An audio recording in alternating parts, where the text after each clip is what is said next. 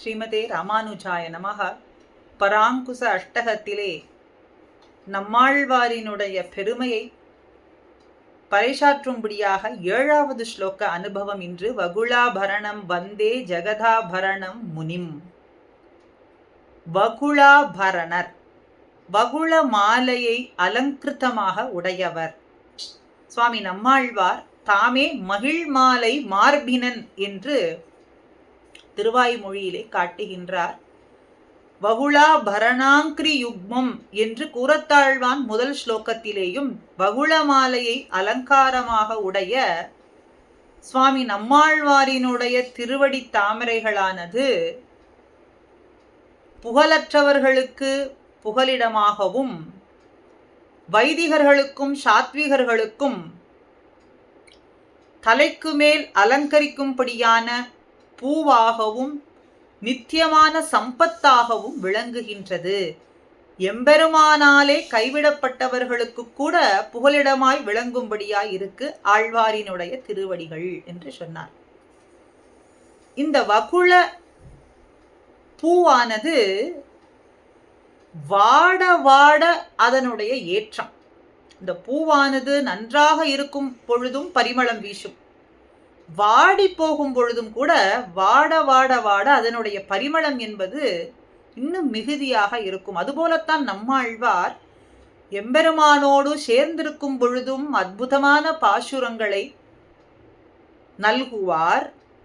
எம்பெருமானை பிரிந்திருக்கக்கூடிய சமயத்திலேயும் அற்புதமான ஆழ்ந்த அர்த்தங்கள் கொண்டதான பாசுரங்களை எல்லாம் பறைசாற்றுவார். அப்படி வகுள மாலையை ஆபரணமாக உடைய நம்மாழ்வாரை நான் நமஸ்கரிக்கிறேன். வகுளாபரணம் வந்தே வந்தே நமஸ்காரம் செய்கின்றேன்.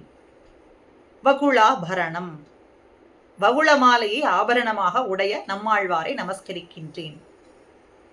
அவர் எப்படி விளங்குகின்றார்? ஜகத்துக்கே ஆபரணமாய் விளங்குகின்றார். ஜெகதாபரணம் முனிம். திராவிட வேதத்தை சாட்சாத்கரித்தவர், அதனாலே முனி. அந்த முனி ஜகத்துக்கே ஆபரணமாய் விளங்குகின்றார்.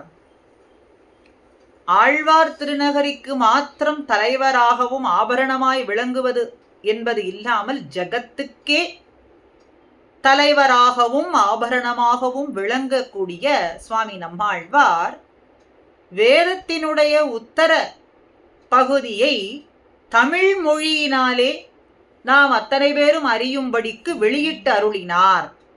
அதனாலே உலகுக்கு அலங்கார பூதராய் விளங்கும் வகுளபூஷணர் என்கின்ற சுவாமி நம்மாழ்வாரை நான் தொழுகின்றேன். யத் ஸ்ருதேகே உத்தரபாகம் திராவிட பாஷையா, திராவிட பாஷை தமிழ் மொழியிலே வேதத்தினுடைய உத்தர பகுதியை வெளியிட்டருளினார். அதனாலே ஜெகத்துக்கே ஆபரணமாய் விளங்கக்கூடியவர் வகுளா பூஷணர் என்கின்ற சுவாமி நம்மாழ்வாருக்கு பல்லாண்டு வாழ்ச்சி என்பது எப்பொழுதும் இருக்கட்டும் அப்படின்னும் வகுளாலங்கிருதம் ஸ்ரீமத் சடகோப பதத்வயம் அஸ்மத் குலதனம் போக்யம் அஸ்துமே மூர்த்தி பூஷணம். வகுளாலங்கிருதம், வகுள மாலை மார்பிலே சாத்தி கொண்டிருக்கக்கூடியவர்.